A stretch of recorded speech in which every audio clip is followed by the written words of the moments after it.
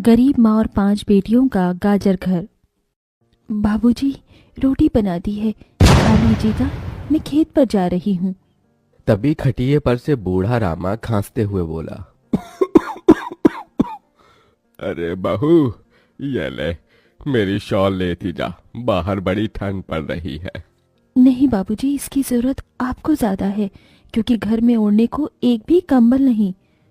माँ, आज हम तीनों भी आपके साथ चलेंगे खेत पर बच्चों, तुम्हारे पास स्वेटर भी नहीं, सर्दी लग जाएगी। माँ, जल्दी तो आपको गुलिया दीदी और तानी दीदी को भी लगेगी। अगर हम जब एक साथ मिलकर खेत पर काम करेंगे तो ज्यादा पैसे आएंगे और फिर हम कंबल खरीद लेंगे।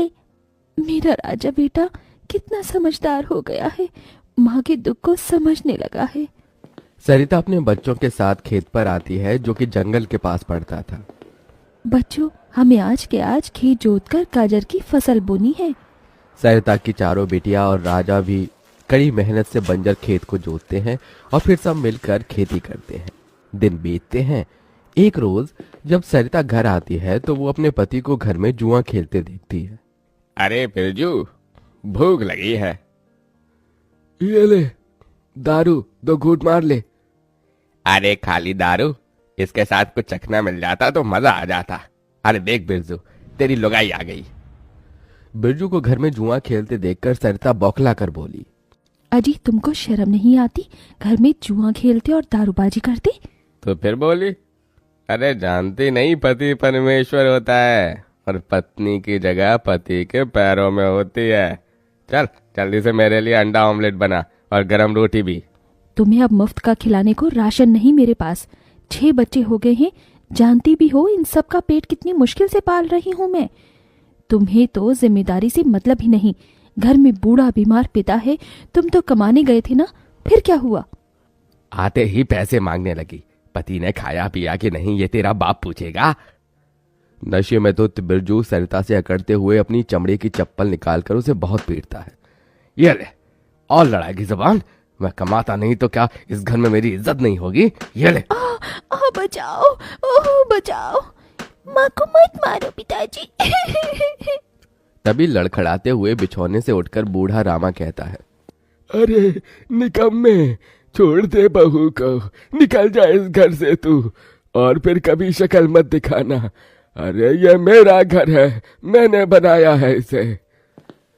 बिरजू चला जाता है। तभी रामा रोते हुए बोलता है, अरे जाने कैसे उड़ाऊं बेटे को जन्म दे दिया है मैंने।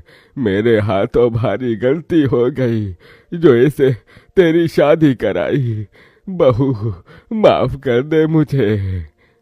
पर उस 5 बेटियों की गरीब माँ का दुख इतना ही नहीं था कि एकदम से जोरदार तूफान उठा और झोपड़ी की छत हवा के झोंके से उखड़ कर गिर गई।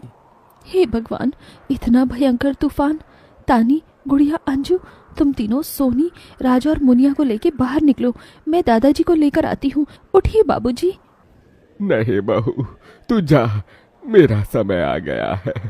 तुझे उन 5 बच्चियों की सौगंध, तेरे बाद उन्हें देखने वाला कोई नहीं। जा बहू, जा। सरिता के बाहर निकलते ही पूरी झोपड़ी गिर जाती है। सरिता छाती पीट पीट कर रोने लगती है। बाबूजी। अरे कैसा निर्दयी है रे तू ऊपर वाले!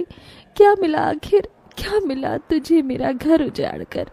तू खुद तो अपने घर में सो रहा है और मेरी 5 बेटियों को बेघर कर दिया। जवाब दे, तू बोलता क्यों नहीं? सरिता को टूट कर रोता देखकर उसकी 5 बेटी भी बिलख बिलख कर रोती है। चुप हो जाओ माँ, रो मत। माँ, मुझे जल्दी ठंड लगती है। हे भगवान, इतनी बर्फ गिर रही है, मुझे इस ठंड से अपने बच्चों को बचाना होगा।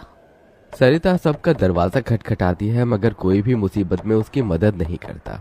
हार कर वो अपने जंगल वाले गाजर के खेत में आ जाती है और सब रात भर ठंड से कांपते ठिठुरते हुए बीतती है। माँ, बहुत भूख लगी है। हाँ माँ, मुझे भी भूख लगी है। तभी सरिता की सबसे बड़ी बेटी तानी खेत में देखती है जहाँ लाल लाल गाजर उगे थे। देखो माँ, हमारे खेत में तो गाजर तैयार हो गए हैं। फिर तानी अपने सभी भाई बहनों को गाजर तोड़ कर देती है। ये लो मेरी बहनों, गाजर खा लो। अपनी बेटियों को ठंड में ऐसे देख उस गरीब माँ का मन अपार दुख से भर जाता है। अपनी इस गरीब लाचार माँ को माफ कर देना बच्चों, तुम्हें ये ठंड भोगना पड़ रहा है। तभी एकदम से दिन का माहौल रात सा हो जाता है और तेजी से बर्फ गिरने लगती है। बाप रे बाप, एकदम से इतनी ठंड, ऐसे तो बिना घर के हम बच नहीं पाएंगे। तभी सरिता अपना आंचल उन पर उड़ाती है, मगर बच्चे थरथरा उठते हैं कि एकदम से गुड़िया कहती है, माँ, तानी दीदी, हम अपना घर बना सकते हैं। मगर कैसे बिटिया, हमारे पास पैसे भी तो नहीं। माँ देखो, हमारे खेत में कितने सारे गाजर उगे हैं, हम इसी से अपना घर तैयार करेंगे, पर हम सबको साथ मिलकर मदद करनी होगी। राजा बेटा, जब तक कि हम गाजर घर तैयार नहीं कर लेते, तुझे अपनी छोटी बहनों का ख्याल रखना होगा। रखेगा ना? हाँ माँ, रखूंगा। सरिता आग जलाकर अपने दोनों सबसे छोटे बच्चों को उसके पास बिठा देती है और खुद अपनी चारों बेटियों के साथ उस भयंकर ठंड में गाजर घर बनाने लगती है। अंजू, सोनी, गुड़िया, तुम दोनों मुझे और तानी दीदी को गाजर तोड़ तोड़ कर दो, हम घर बनाते हैं।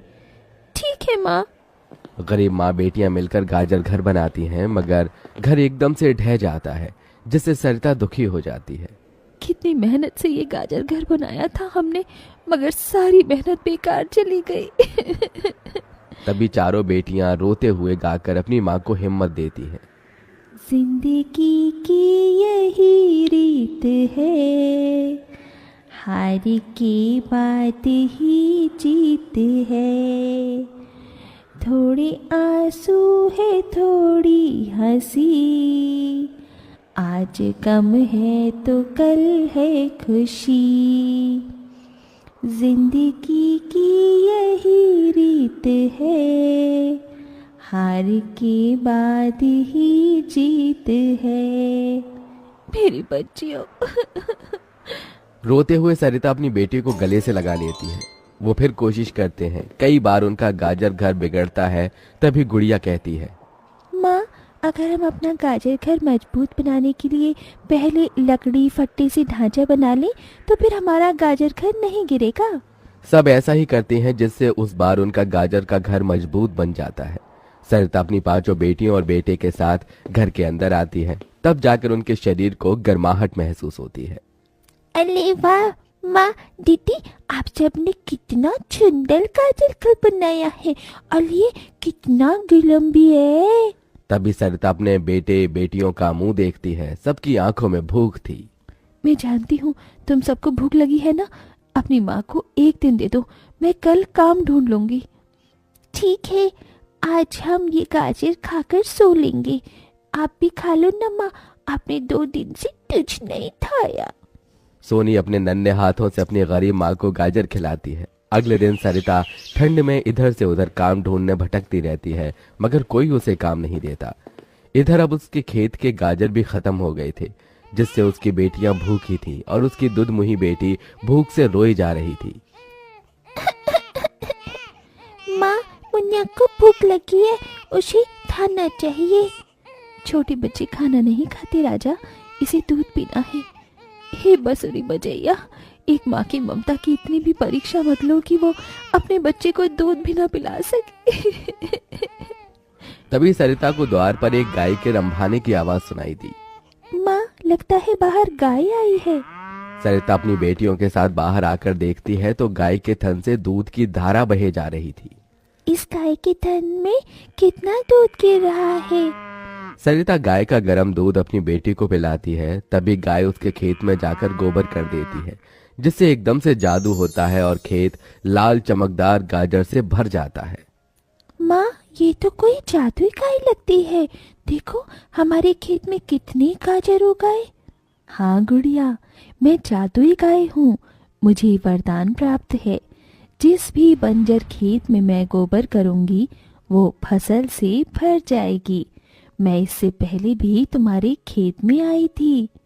इसका मतलब गौ माता, आपकी वजह से उस वक्त भी मुझ गरीब के बंजर खेत में गाजर उगी थी। आपका कोटि कोटि धन्यवाद गौ माता। माँ, तुम काम ढूंढ रही थी ना, अब मैं ढूंढना। तुम तो कितना अच्छा गाजर का हलवा बनाती हो, और गाय के दूध से खोया, घी, दूध सब बनता है। तुम हलवा बनाकर बेचो। सरिता उस गाय के दूध से घी खोया तैयार कर लेती है और गाजर का हलवा बनाकर बेचने लगती है, जो कि लोगों को खाने में स्वादिष्ट लगता है। उसकी अच्छी कमाई होती है, जिससे उसकी आर्थिक स्थिति ठीक हो जाती है और वो गाय उसके गाजर घर के बाहर बंधी खेत के गाजर और घर दोनों की पहरेदारी दिया करती।